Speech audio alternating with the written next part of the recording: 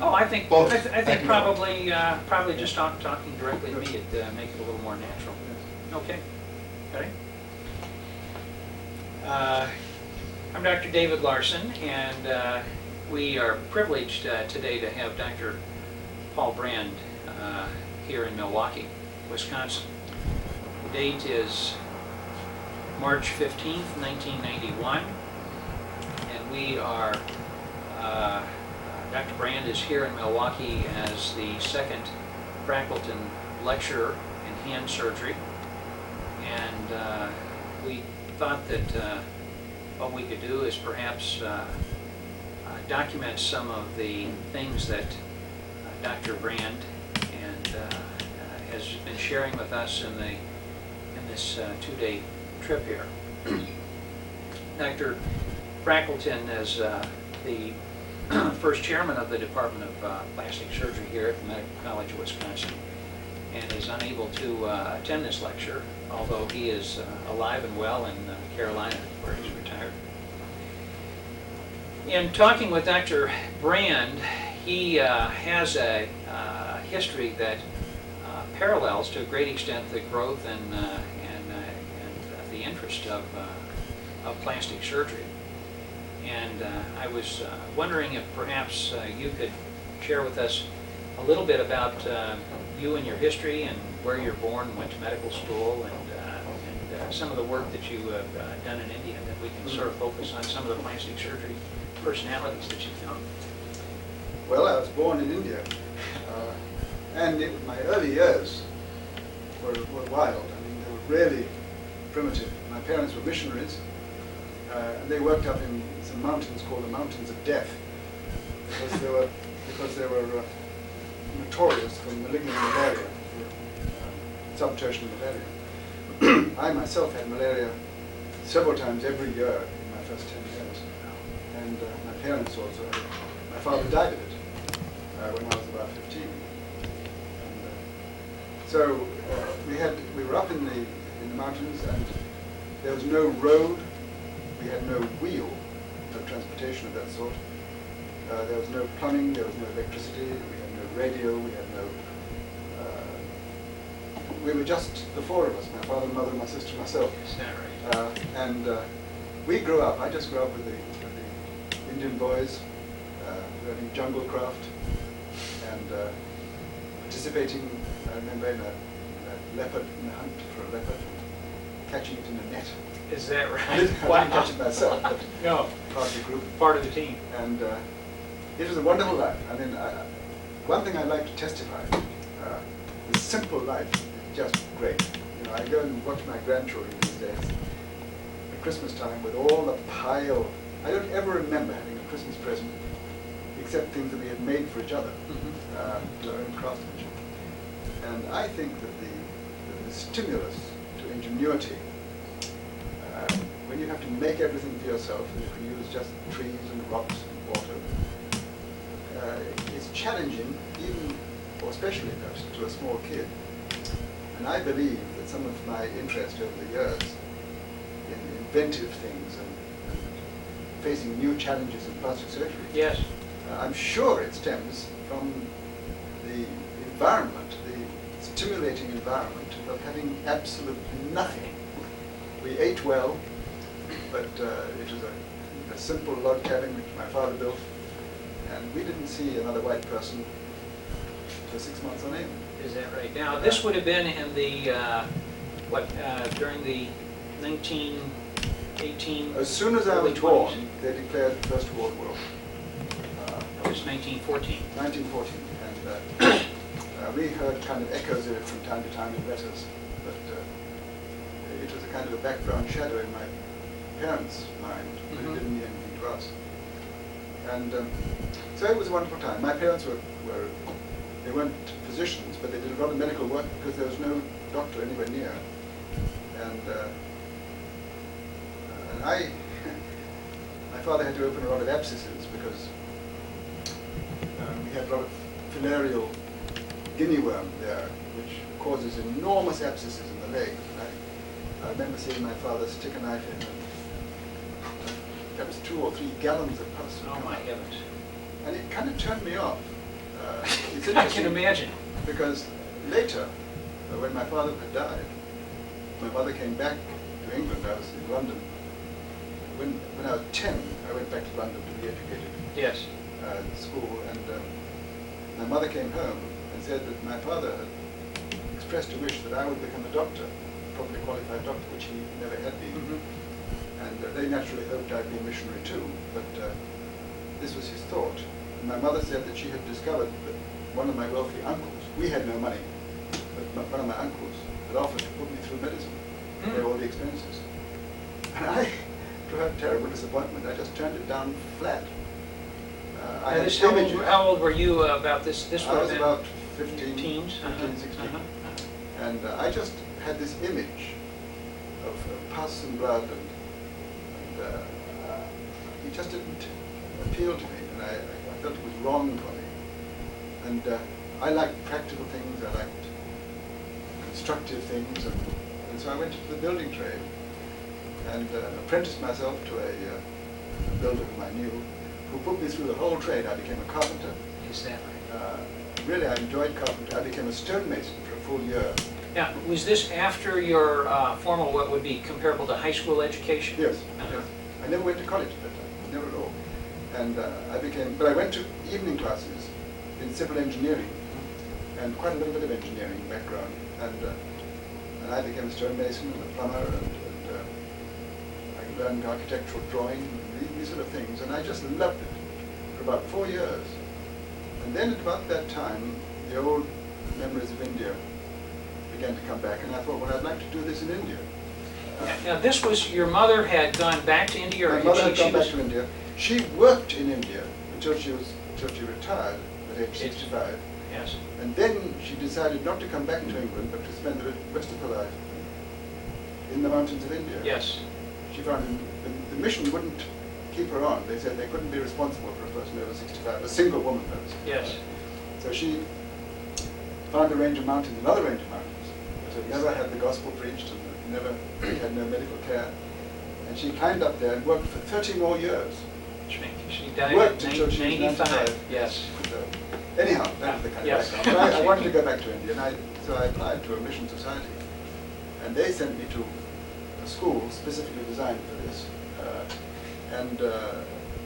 As part of my training, in addition to the Bible and other things, I Yes. had to learn how to take care of myself. And they sent me to be a dresser in hospitals, and we had a doctor who would come and lecture to us.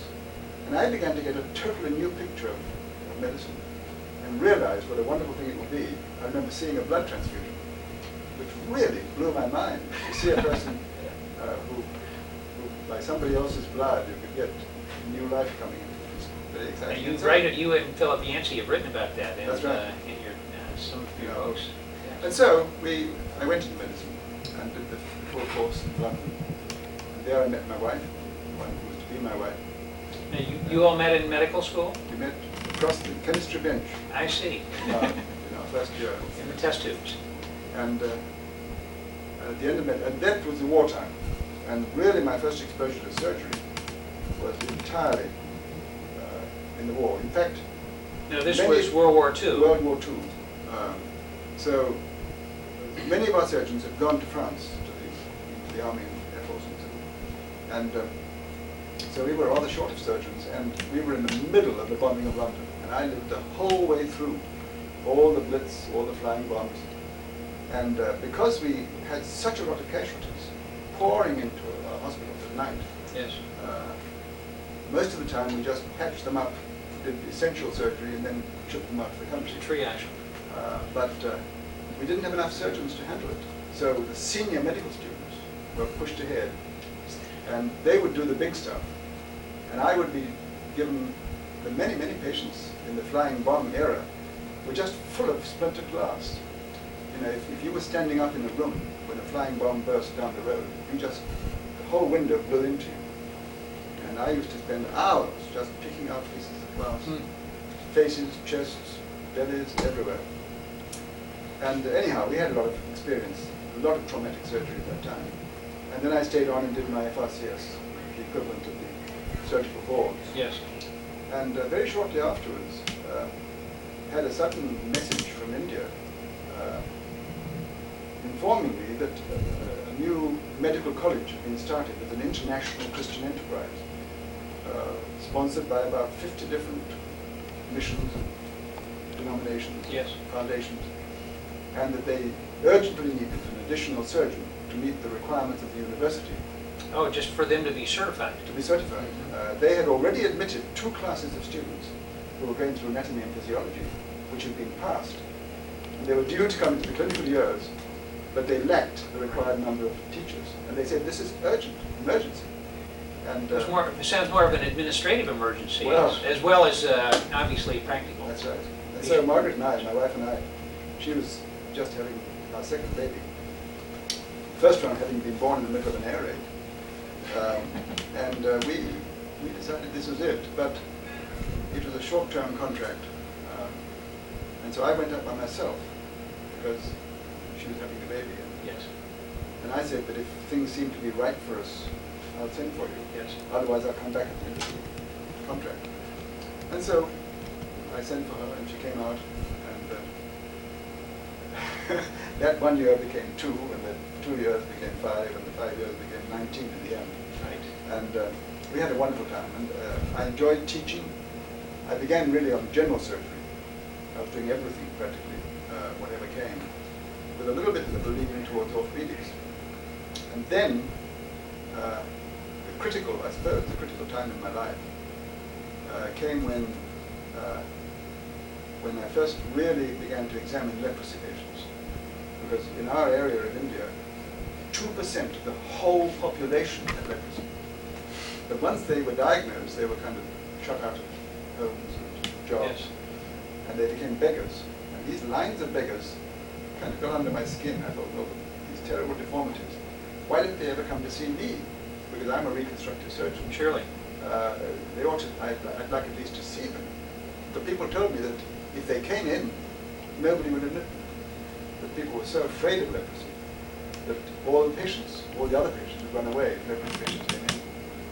So I went to a leprosy institution and began examining, and found to my amazement that there was no article in the literature, anywhere in the medical literature, describing any attempt to correct the deformities.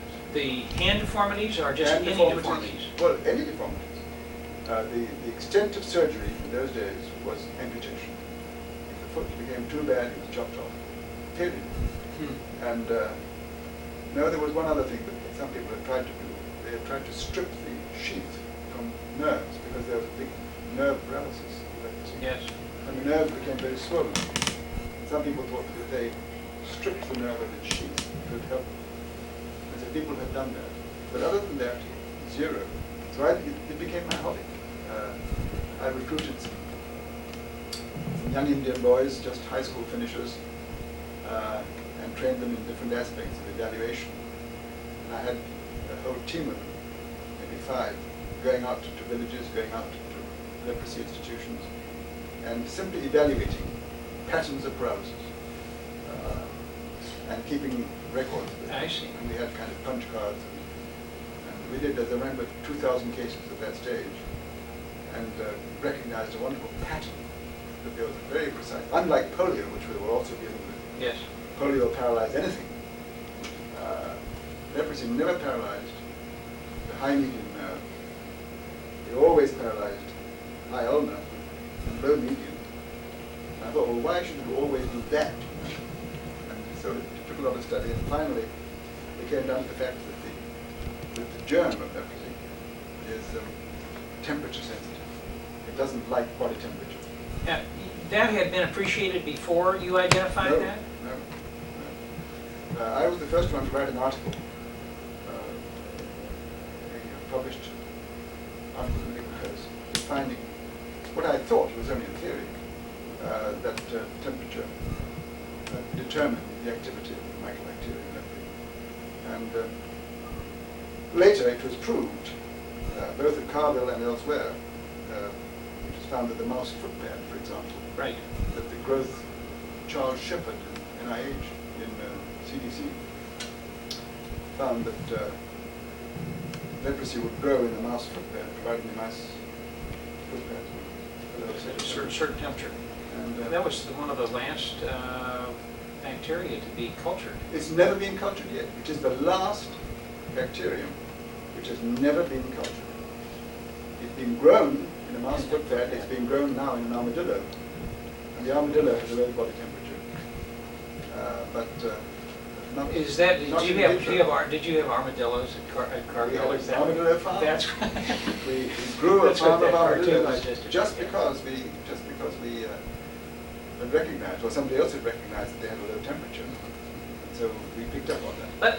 Let's go back again to your work with the lepers. You were in general surgery. You had a particular interest in hand surgery, and at the time that you went over there, your only book was Sterling Bennell's Surgery The of only the book I Hand. had never had a fellowship or formal training in hand surgery as such. In University College Hospital, where I went to medical school, Yes. where I had my surgical training, they didn't have at that time a department of orthopedics or a department of plastic surgery. They reckoned that everybody who was trained as a surgeon should be a broad spectrum surgeon and then should develop his interests later. So, so that was my background, and I had therefore never really studied in detail the important points of plastic surgery. So when you went over to India, you were teaching Indian students. Did you, and then in order to really work within the, on the lepers, did you have to go and establish a hospital in the Well, leper colony, or we how did had that to- work? All our survey work, all the initial stages, Yes, were done in other hospitals, other institutions. Very often, not even an institution, just a kind of a collection of patients in a colony. They gathered it, made colonies for themselves. yes. And but once it came to a prospect of surgery, I began to feel that we ought to be able to correct this, because we could predict which muscles were going to be paralyzed. We ought to be able to transfer them. In my hospital, although it was a Christian medical college and devoted to the poor and the disabled and so forth, Right. they just didn't dare admit the patients. And they also told me that it really wasn't worth trying, because leprosy patients' fingers fell off. And why reconstruct a hand when later on the fingers are going to just become rotten and disappear?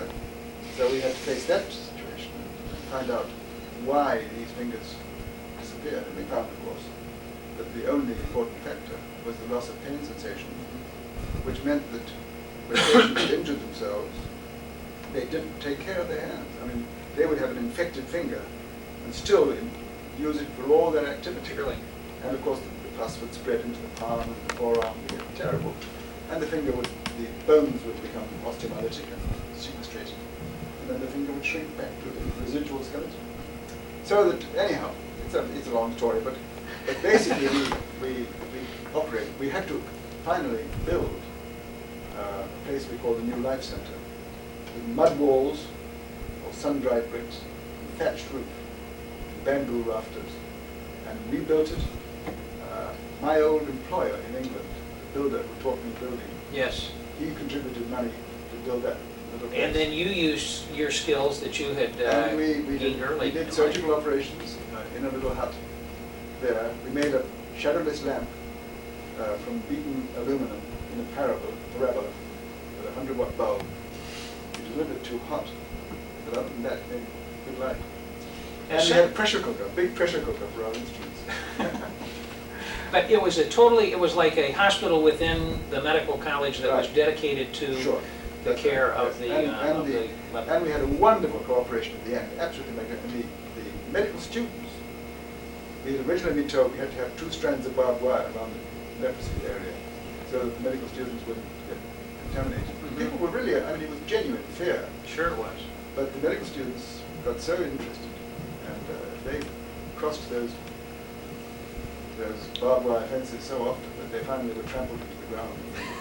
And they came and built some of the houses. The Christian Medical Student Union came and volunteered and carried mud on their heads, little baskets, and built at least one of the major buildings. Eventually then, the lepers were incorporated within the... Now they're everywhere. I mean, Yes.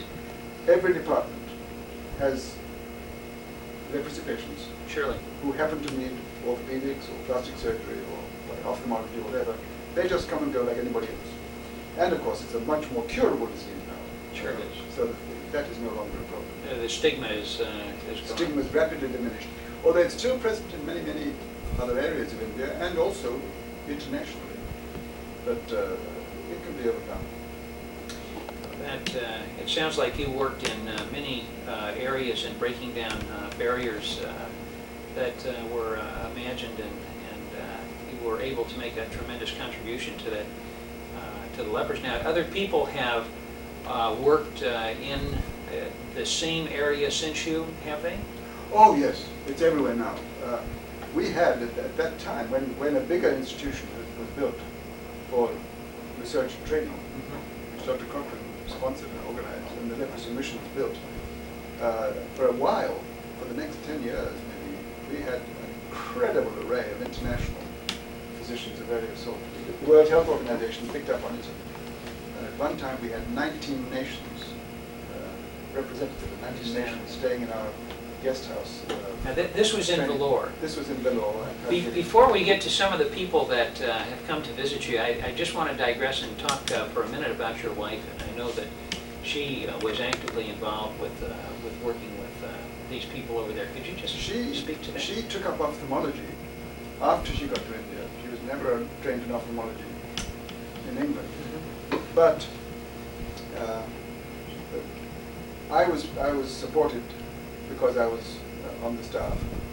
But at that time, the mission never supported a husband and wife separately. They just, and therefore, Margaret was there and simply offered herself, volunteered for any work that was necessary. And initially, they gave her pediatrics to work in, which she was happy about. And then they asked her to go into the eye clinic. And she said, well, no, that's one department I'm not going to go into because I've never been trained in it. But, you know, our training in London had been kind of upset a little bit by the war. Yes. And she had never really learned properly how to examine an eye or how to diagnose things. And they said to her, well, look, we need somebody, we need a doctor in the department. You'll learn. Start Monday. So this was kind of a trial by fire. Yeah.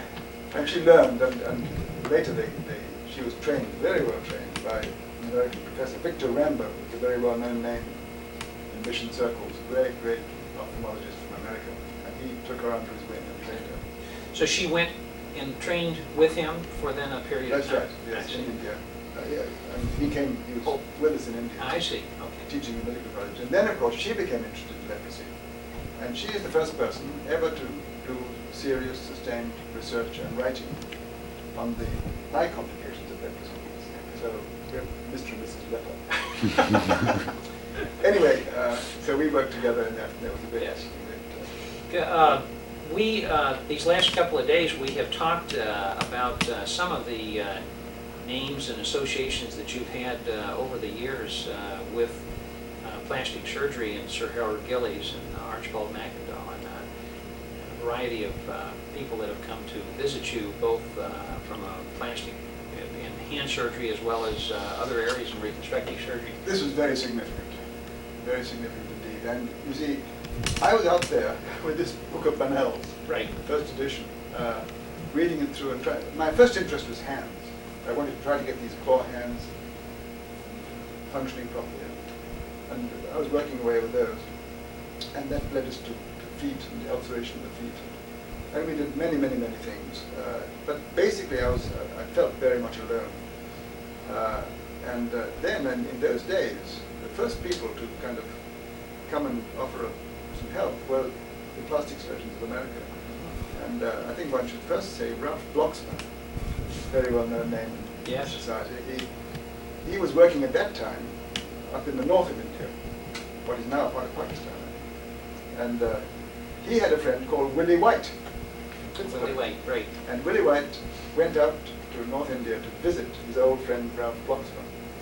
And Ralph said to him, now look, if you're traveling around, why don't you drop in down south? Because there's a young guy called Paul Brand who's experimenting surgical reconstruction in leprosy. Now this would have been in the early 50s? Early 50s, yes. 51, 52. Early 50s, and so Willie came on his way home, stopped off in Madras and came to our place. And I shall never forget, I mean, he was so excited with what he saw, at what we were doing, and at what we weren't doing. I mean, The potential. he recognized that there were points of technique that we had never seen or understood. And he had brought instruments with him, little instruments, little hand surgery instruments, and he always traveled with them. But he left everything with us. He felt that our work was exciting him. Yes. And although he was only there for about 2 days, I don't think he went to bed. He just we talked all night and so forth. And that was very good. And then when he went back, and then I think perhaps he was partly responsible for my being invited to address the American Society of Plastic and Reconstructive Surgery. Yes. And they made me a kind of honorary member and developed a wonderful program whereby a whole succession of American plastic surgeons came out 3 months at a time and covered a period of 2 years, about 12 surgeons.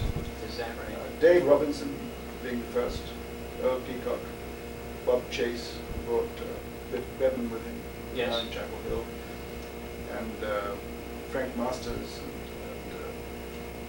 and Milt Edgerton, and Peter Randall had a wonderful time with us. In fact, if you take a list of all these men,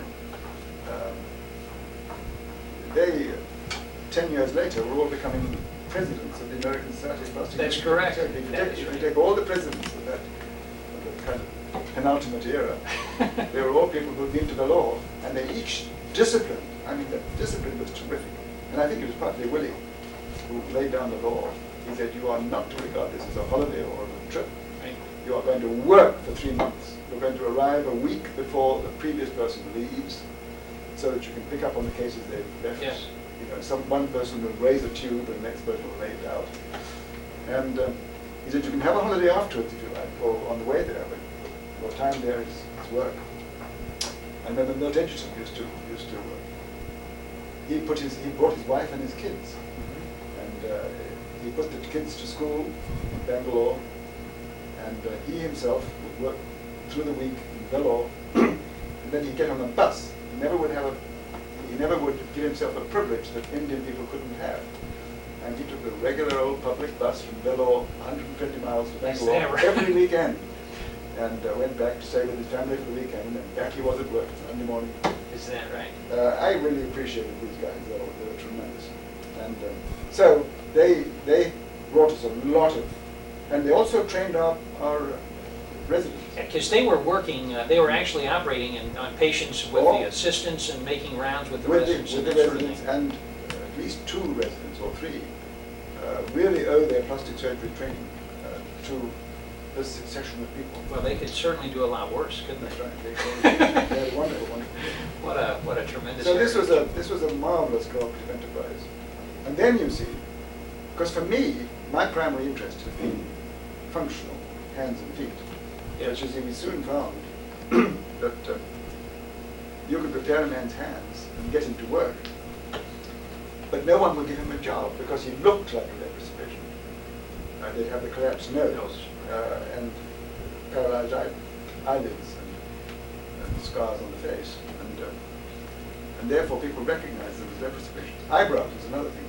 In leprosy, you always lose eyebrows. In Roman's leprosy, you lose the eyebrows very early. You go back to the village with good hands but no eyebrows, and they say leper.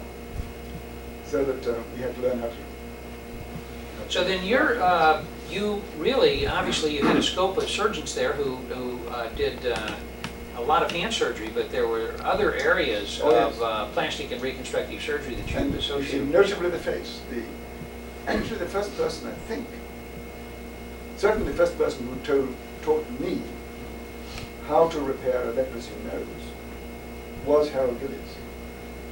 By that time he had retired, and one of his old pupils had been a surgeon called Antia in Bombay, and he came out to visit Antia when he retired, and then he heard about Vellore and our work there, and dear old Harold and his wife, Lady Gillies, they came out and stayed with us, and he was ostensibly in India to paint. You know, in his last years he became quite a painter. Yes. And he used to go up to the Himalayas and paint Kanchenjunga and things like this. But he stayed with us, and he taught us how to repair it. Up to that time, we'd been repairing, if a nose was really badly collapsed, we'd chop it off and take a forehead flap. Yes. In the roundabout. I learned that from Jack Penn in Johannesburg, who had started doing it on the leprosy patients. And so we were doing that, and when Harold Gillies came to us, he said, nonsense. The cause of the collapse in leprosy is not any defect in the skin. It is the scarring on the inside lining, which pulls the nose inwards, destroys the cartilage. And he showed us that if you go in through the mouth and open up the area, and then stuff goes through the nasolabial area, you could make as big a nose as you like. And it was incredibly. And then we lined it with skin, with a skin graft. With skin. Yes. And then put in bone grafts, second stage. And we had some beautiful noses. And so Harold Gillies taught us that. So now, how long was Sir Harold Gillies with you? Oh, he came more than once, but at a time he'd be about maybe a month or so. And he'd do other things while he was there. People would hear, they all knew the name. Sure. And so they'd come along, and somebody would, some girl would want a bust reduced or something. And he'd do an occasional thing, just teaching us all. Sure. Sure. Now, what about Sir Archibald Mackinder? Well, he was critical in my life, not so much in teaching, although he certainly taught me things. But when I went back to England on one of my leaves, quite early on, after about working on that, I was really looking out for people to teach me something. And so I made an appointment with Harold Gillies to come down to East Grinstead, the old hospital that had been built during the war yes. by the Canadian government. And there was Archie, and he invited me to his home and asked me to ask him questions. So I said, well, look, let me just show you what we're doing now, and then I'd like you to tell me what we're doing wrong. And this was quite early on, before the American surgeons had come. And put us on the right track, because I've never been trained in these things. I've just been reading books. And so he said, yes, I'd be glad to do that. And so he fixed up a little projector, and I brought my slides out and so forth. Yes. And showed him these things, and I had intraoperative photographs as well as post-operative photographs. And so I showed him all these slides and said, well, now, sir, what do you suggest? Right. And he sat silent for a long time. He said, well, I have a suggestion. He said, I suggest that I put you up to the Council of the Royal College of Surgeons to give the next Hunterian lecture. Oh, that's enough to knock your socks off, isn't it? Oh, wow. Absolutely not. Unbelievable. And he did just that. Is that right? He said the British plastic surgeons have got to see this. He said it's an incredible opportunity, it's a challenge, and some wonderful results here. He said you're going to be on the teaching end, and so it happened. And I got that Hunterian lecture that year, 1952. I'd only been in India about 4 or 5 years, and it was on the reconstructive surgery of the hand and leprosy. And then 10 years later, the same College of Surgeons gave me another Hunterian lecture for the reconstruction of foot and leprosy. Is that right? So that was fun. And of course I went and watched Archie operate and learned a lot of things. Again, because he was a great nose man. And also he was a member of the original hand club in England, which was a very significant organization. It had 13 members. And they had sworn never to increase the membership higher than 1915, because they said they needed to have a small enough group so they could really discuss real problems. And Archie Mackinder and Guy Palbatar and a few other people who were pioneers in plastic surgery, in reconstructive surgery, hand surgery, both orthopedic and plastic. And I was invited as a guest to attend one of their meetings, and I got to know other people through this. It was a very good experience. And so I appreciate Archie very much. Out of all of those surgeons that you have talked or that you have worked with, because you were able to operate with these people, not just hear them talk and philosophize, but actually to see their work and to see their long-term results and follow them, their results on a long-term basis. Who out of that group would you say had the most influence on you from a technical standpoint or from a surgical technique standpoint? That would be very difficult to say. Or maybe there's two or three. Yes, I think there were several, and I think that, there's Willie. He was the first, and he was the inspired organizer of this whole sequence. I have to give. He actually, I didn't work with him very much, but I think he set this thing in motion.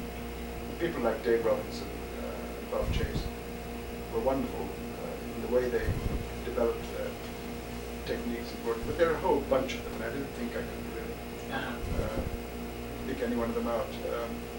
They all had different contributions to make, and it all fitted in together so beautifully. It's amazing how God has really used your talents and your communication with all these people to have such a worldwide impact. Well, I've been very thankful, I tell you. People sometimes say to me, what you could have done if you hadn't decided to be a missionary. You could have think of all the money you could have made, and the big house you could have, the big car you could have. They say, what is sacrifice? And I have a tendency to lose my temper all. Yes. I have never had sacrifice. I've had the most wonderful, and having the most wonderful life. And this has been such an exciting thing, and I think that this is, mind you, I think that God works this way. I think that those people who commit themselves to do the right thing, to follow what they feel to be God's will for them, I think they have a wonderful time. You don't always have an easy time, but it's a quality of life that I think you don't get by a lot of money and a lot of right. So I really enjoyed it very much. It's interesting in the presentations and some of the dissections and things that you've been doing these last 2 days with us here in Milwaukee, that I am sure that your fascination with tendon transfers and muscle strength and that sort of thing is really, and the writings and the things that you've done with this have really origin back in those early days in India, as well as some of your architectural exposure. Although there's another thing another name I'd like to mention. Yes. Is Mary Switzer. Mary Switzer was never in medicine. She was the commissioner, the first commissioner of vocational rehabilitation for the U.S. government. And the big what used to be called Health Education and Welfare Building in Washington, D.C. Yes. is now called the Mary Switzer Building. Now, when some of these surgeons, like Earl Peacock, came back from India, they went straight to Washington, to the government, and said, look, we've got to do something like this in this country. And Earl Peacock was the mover in that particular thing. Mm-hmm. And Mary Switzer cottoned onto it and became very interested in helping, particularly in a certain approach to reconstructive surgery, in which the thing that Earl had noticed so much was that we surgeons and relatively briefly trained young Indian boys were working intimately together, and that we took the advice of these boys who saw so many patients and who learned to evaluate hands, and that it was a team approach. And they kept wonderful records. They were, because they were given responsibilities beyond their qualifications, they were dead enthusiastic. Right. And so Mary Switzer funded the first rehabilitation house in Chapel Hill, and that has been imitated in many cases. And I think that was, in a sense, the beginning of the present very happy integration that's been developing all over the country between therapists, hand therapists, and surgeons. Now, this had been established when finally I came to the point of retirement. My kids were growing up, and they had to go to college, and you had to make a home for them. And we went back to England, but they invited me to come to Carville, the leprosy hospital here, to set up a rehabilitation program in Carville. Here in the United States. In the United States. In Carville, Louisiana. And at about that time, the International Society for Rehabilitation of the Disabled, was now called Rehabilitation International, was made responsible for giving out Lasker Awards. And they used to give, every 3 years, they would give 3 awards, as it were, 1 a year. By another amazing happenstance, Mary Switzer was given the Lasker Award for maybe 1960. And I was given the Lasker Award for maybe 1961, or perhaps the other way around. Right. But we had to be together in the anteroom. And of course, she recognized me as being the person who had started off the other thing. Yes. And we spent all that time, there were banquets going on and dinners, and we both had to make speeches. But we really got to know each other and really to appreciate each other. She was a wonderful, compassionate woman who was a fine administrator, and knew how to win money from Congress, and really compassionate. And as soon as I came to Carville, she brought her minions all the way down from Washington, D.C. To set us up with a research base. She said, "We've just got to do something here." And that really helped us to develop. Now all this I've been lecturing on here, Yes. biomechanics of the hand, really putting it down in numbers and having it documented with good computers and good equipment. All that was paid for by a program initiated by Mary Switzer. Is that right? So Isn't it's that wonderful? remarkable how things work out. So, dear Mary, Now, is she still? she's not alive anymore. She's not alive anymore. So you came here to the United States and lived in Carville in 1966? 66. 66. Yes. One thing I should say about plastic surgery Yes. is that I was invited as a guest speaker to the American Society of Plastic and Reconstructive Surgery over in Los Angeles. Yes. And that was another somewhat climactic thing because it helped to awaken interest in things like leprosy and overseas involvement.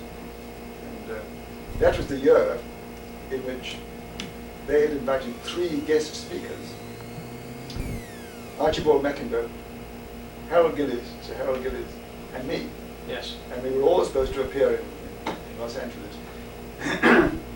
And on my way through England, I called on Sir Harold, and he said he wasn't feeling well, and please, if he didn't turn up, would I show them these 2 slides? And he handed me 2 slides, before and after, of a patient in Argentina, Buenos Aires, that he had operated on, a leprosy nose, the first leprosy nose, as far as I know, that anybody had ever operated on. And one of his old pictures. So I took his 2 slides, went over to Los Angeles.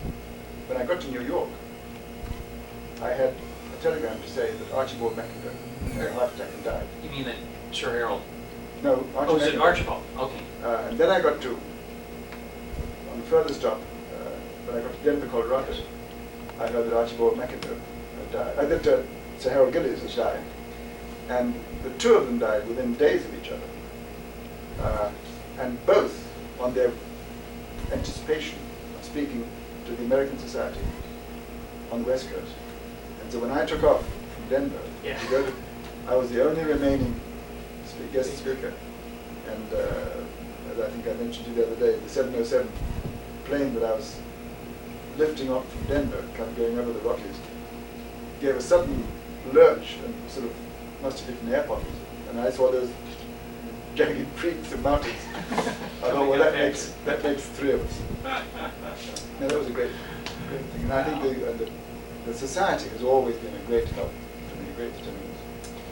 Well, I know that has been recognized by plastic surgery for over the years, and I know that you've also had a special recognition award from the American Association of Plastic Surgery. Yes, indeed. Yes.